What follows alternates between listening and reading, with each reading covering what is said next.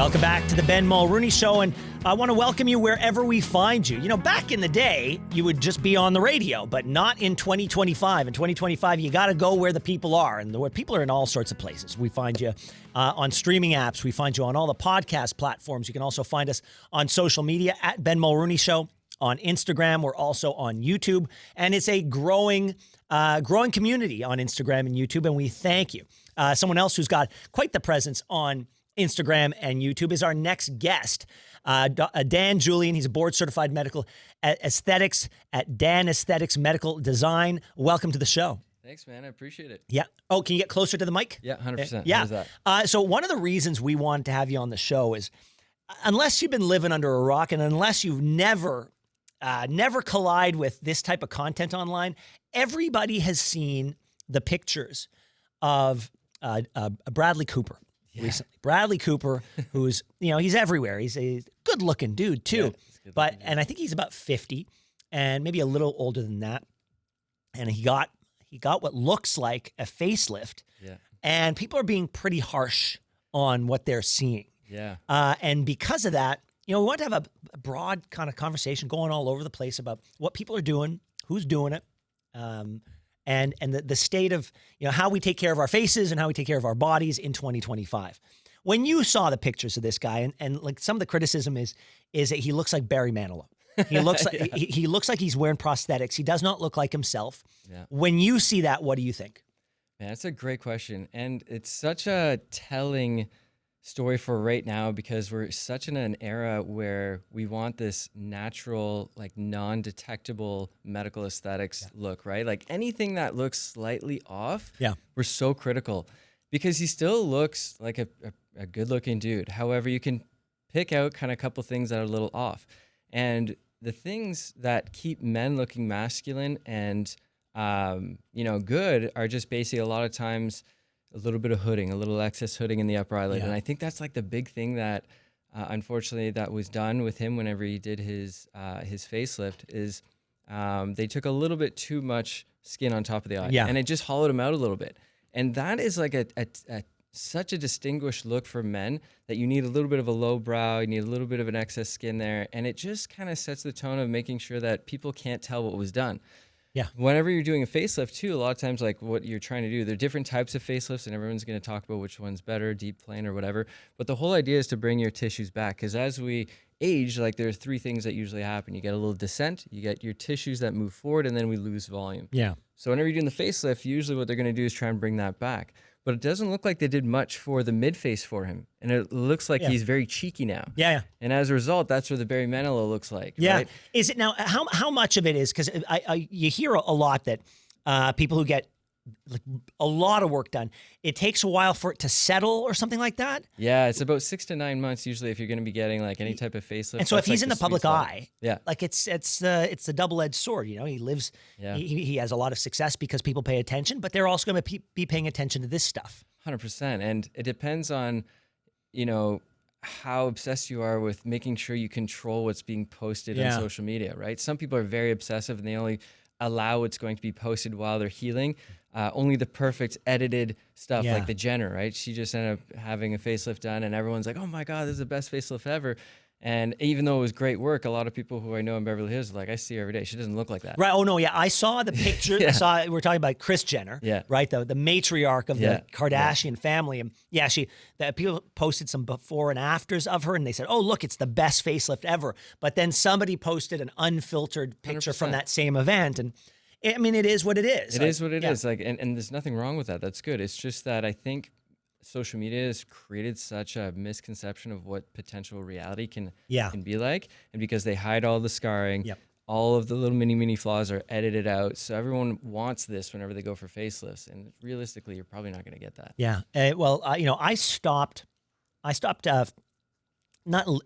living with, so social media is still part of my life, but I changed my relationship with it a while ago. So I only really use it for work and for doom scrolling when I've got nothing to do, right? If I've got time to kill, I'll scroll and memes will make me laugh and that's it. I don't really post my life anymore. And years and years and years ago, I stopped coveting what other people had. right? And a lot of people were comparing me to Ryan Seacrest, who, Yeah. because we started our jobs at about the same time, and he did what he did, and I did, I'm doing what I do, and people were comparing us, and it was unhelpful to compare working in Canada to the success that he was having in the United States, and by extension, I don't compare myself to anybody anymore, and I think that's a good thing. Social media makes it really hard not to covet what we see. And so have you found in your practice that you have, like, I don't know, is there more of an appetite for self-improvement on the outside? 100%. Yeah. I mean, this is the age where right now everyone wants to look youthful. Again, even with social media, you have all these young influencers are like 18 to 20 years old, and they have the app that shows them what they're going to look like when they're 60. And it looks pretty realistic. Yeah. And they're freaking out. So that's why they put this ridiculous 20-step skincare routine on to hopefully, potentially, hopefully stop a facelift or something like that. But no, everyone wants to either look a little bit better, a little bit more youthful, just a little bit more awake. And I think that's the whole idea. Like whenever you're doing this stuff, you shouldn't look to change your face. No. And the whole idea is just basically those fine-tuned things, right? I always tell people, listen, if you're going to get anything done, don't try and change your face. Just try and create a little bit more youth, make yourself look a little bit more awake and refreshed. And the whole idea is if you can do that, where you and I can tell there's a difference, but when you walk out here, no one else can tell, that's perfect. Yeah, they say it's a sweet spot. It's hard to do. If you're 50, you should, they say if you are going to go down that path, you shouldn't want to look 30. You should look like the best version of a 50-year-old. Right? Wouldn't that be weird? Wouldn't that be weird if you're like 7 years old and they're like, hey, you look 30? Yeah. Like, I don't even, that would just be weird. Yeah. Actually, I was watching an episode, just some random TV show with my daughter who's like 18. And there was this guy, he's like 35 and he's a good looking guy, but he looked airbrushed. And she's like, ew. Yeah. Right? Yeah. So even that, I thought that was really interesting. Even at 35, right, looking too clean for a guy is not right. Yeah. So you need a little ruggedity. You need a little masculinity. I actually, I didn't even think of it, but I was mentioning Ryan Seacrest. There's this whole thing going on online, but what's going on with him? I don't know if you've seen the pictures of him, but he looks very gaunt, and people are saying, "Oh, Hollywood got another victim," and I'm not trying to make light, but for us who follow Hollywood, it's got to be even worse being in Hollywood. 100%. Yeah, and you don't. The GLP-1s right now, so those are like your injections to help with diabetes, but they really help with weight loss. Ozempics, the Mounjaros, and exactly. that sort of thing. So those things are huge because you don't have to be overweight. A lot of people microdose on them just to control their appetite. But if you're already lean and then all of a sudden you lean out a little bit more, most of us, when we lose weight quickly, we lose it in our face. Yeah. So, and everyone just criticizes them right away. Even like, remember before Ozempic, right? Imagine if like you lost like 30 pounds and you went to your mom and you haven't seen them for a while. Your parents are gonna like freak out. They're like, you look like you're sick. You need to start eating something. There's a phase where whenever you lose weight, you lose it in your face first. And then after that, it balances out. We gotta wait for that. Yeah, when I lose weight, I lose it in my face first. Yeah. But they say that with Ozempic and those types of things, you lose weight in weird places at weird times. And so there's Ozempic face is a thing. It is a thing, but it's also something so new that people don't know enough about. It's all speculative. Yeah. Right. So here's one thing. Like I've been doing intermittent fasting for like 15 years. Yeah. So it keeps me in shape. But sometimes I'll do like 4-day fasts or whatever at a time. And the thing is whenever you're doing these types of fasts, you lose muscle at the same time. Well, we were told initially, no, you don't lose any muscle. Right. You just lose fat. And I was like, oh, sweet. And then after that, like you find out, actually, no, you do lose weight. You lose muscle whenever you're fasting that. And that's what's happening with Ozempic or any of those medications. It's like you are losing muscle as well. So whenever people are on it, they have, hey, by the way, if you're out there, make sure you exercise and do some weights. Otherwise, you're going to get osteoporosis, osteopenia, all that stuff too. But that's like this whole new thing that a lot of people aren't aware of. It's like you don't just lose fat, you're losing muscle. Yeah. You can gain that back, but it's such a drastic look initially that it's scary for a lot of people. Well, Dan, don't go anywhere. When we come back, I want to hear more about your practice and about how you're interacting with this sort of new generation of people who are putting their appearance front and center. Like we said, nothing wrong with it, but if you're going to go in, it could go wrong real quick. It can go man. wrong. And so I've watched every episode of that show, Botched. 100%, so I know what we're talking. But I want to hear about your clients. I want to hear, I mean, we can keep it general. Don't want to hear about their own privacy, but I want to hear about trends and just get to know you on the front lines a little better. So don't go anywhere. This is the Ben Mulroney Show.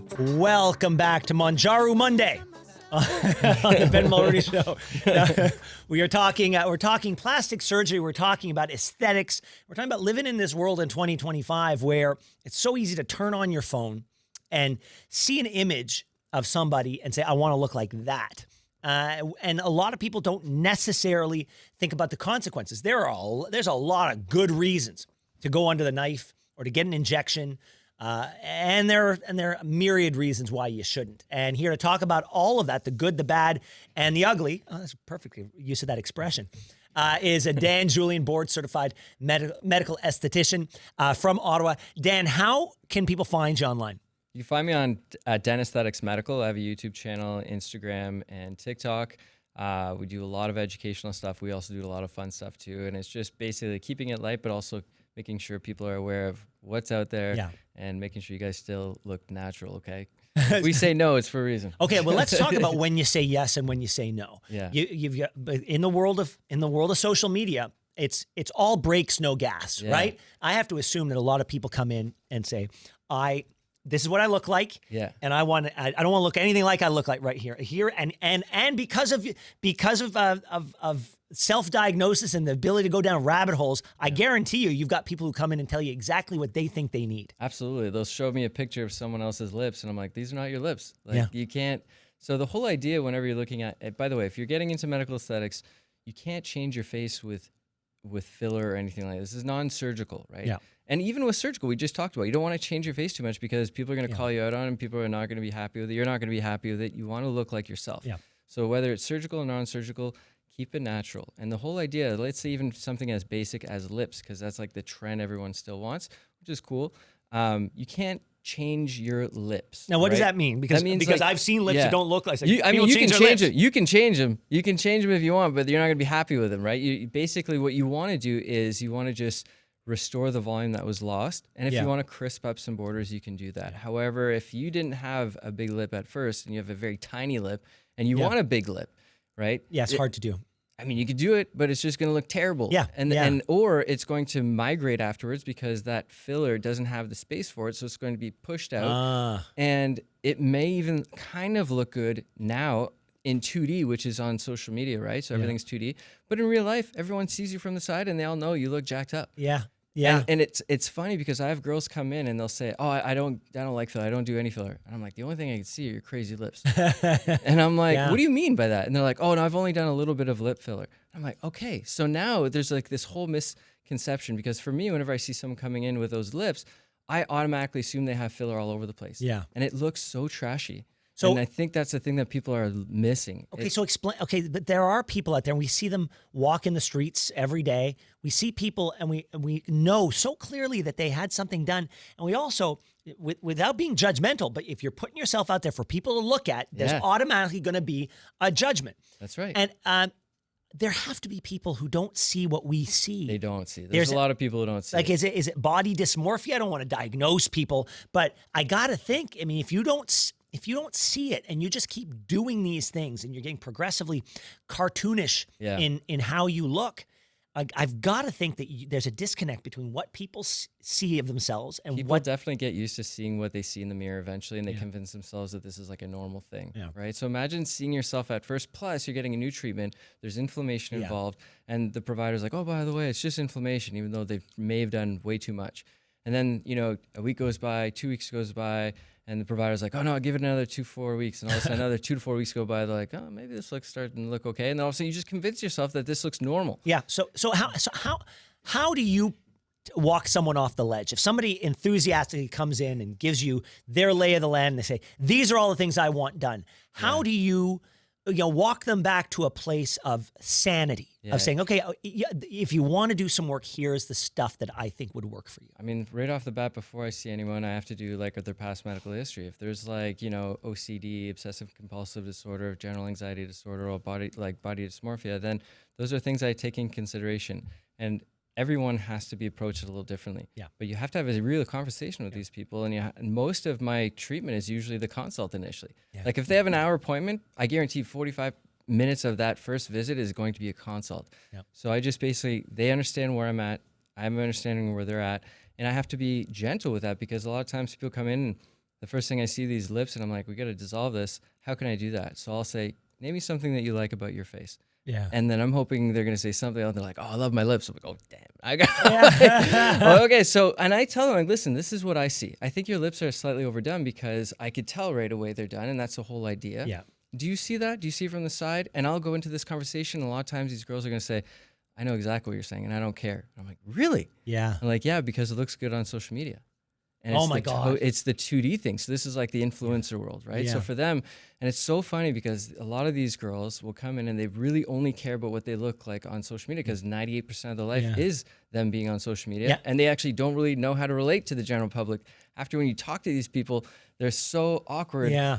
And I think it's because they know that they're just not relatable. Okay, well, I'm glad that you mentioned women, but we talked about Bradley Cooper off the top of our conversation. Yeah. So what's the world like? What's your world like in terms of male clients today? Yeah. I have to assume the number of men coming in has gone up. 100%. It's going up every year.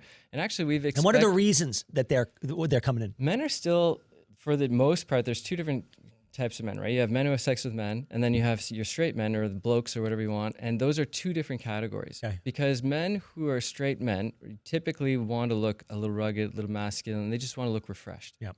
They don't want that airbrush look, No. right? There's nothing wrong with it, but typically they don't want that. Now, men who have sex with men typically are okay with the airbrush look. Yeah. And that's because it actually makes them look a little bit more feminine. They're okay with that. So that's what you have to understand is like, first of all, do you want to look masculine or do you want to look feminine? Yeah. Because it's okay for you to look one or the other, but you have to understand that before going in and doing a treatment. Right. So if you're looking at the masculine side, most of the time they don't want to change their face. No. However, if you're really fit and you have got like gaunt look, right? So that means like usually you lose a lot of weight in the mid face, your tissues have moved down, you're looking a lot older, but your body looks jacked. Yeah. You know, they just want to restore that a little bit. And that's our job, is just to restore a little bit of volume, maybe soften a little bit of wrinkles, but keep some wrinkles at the same time, and making sure that when they smile, you still smile with your eyes, right? Yeah, you don't look weird. Like, and you don't want to look like a curtain being that's pulled right. back. Yeah. Right. Yeah. So that's a fine balance, but these are all things that you have to talk about in the consult, and you have to be able to objectively tell them, like, we can do this, but we can't do that. Yeah. And sometimes they will want everything, right? They want this frozen look, but they also want to look natural. I'm like, well, what are you talking about? Pick here? your poison. Yeah. Exactly. So we only have a couple of minutes left, and I'd love to talk about what are some new advances that that people are coming in for. Like, like I said, you've got knowledgeable people coming in because they're doing all their research online. What are people asking for today that wasn't even on the horizon a few years ago?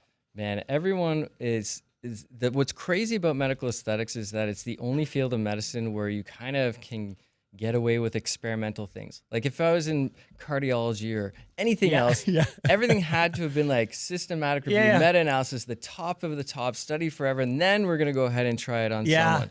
Now it's like, hey, by the way, we've got this like fish sperm. You want me to inject that in your face? It's like, sure.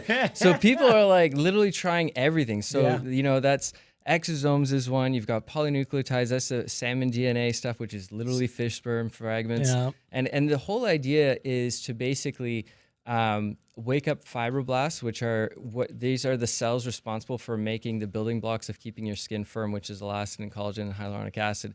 So if you're injecting these into the tissues, it's supposed to wake them up, and eventually it's supposed to kind of rejuvenate them, and you're supposed to look better. So these are the that's things the theory behind it. That's the theory behind it. And has it been confirmed? Well, that's the thing, right? So now you have, let's look at polynucleotides, which I just talked about. It's the whole waking up the cells. Even in that, right? In Europe, they've been doing it for a while, and my colleagues who've been doing it for a while, they all tell me, like, listen, there's injectable form, and then there's microneedled form, which is like the very less of it. Like, that's the microneedle. That's what the vampire. Yeah, vampire facial. Vampire so basically, facial, like microneedle is whenever you just like bore, like aerate your face, and then after that you put a serum in there to help it out, and that's whenever you can place that polynucleotide serum on there. But you can do the injections. The injection stuff is actually where you're going to get the most bang for your buck. But even in there are 3 different tiers. There's super high, medium, and low.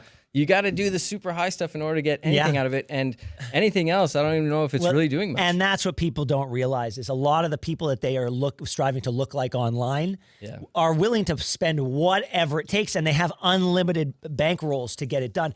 Dan Julian, I wish we could talk for the entire hour, but our time is up. I want to thank you so much for joining us. It was a pleasure. Thank you so much. Dan Julian of Dan Aesthetics Medical Design. Thank you so much. All right, don't go anywhere. More to come on the Ben Mulroney Show. Thanks so much for watching the show. Now, if you enjoyed what you saw, hit that subscribe button so you never miss another episode of the Ben Mulroney Show.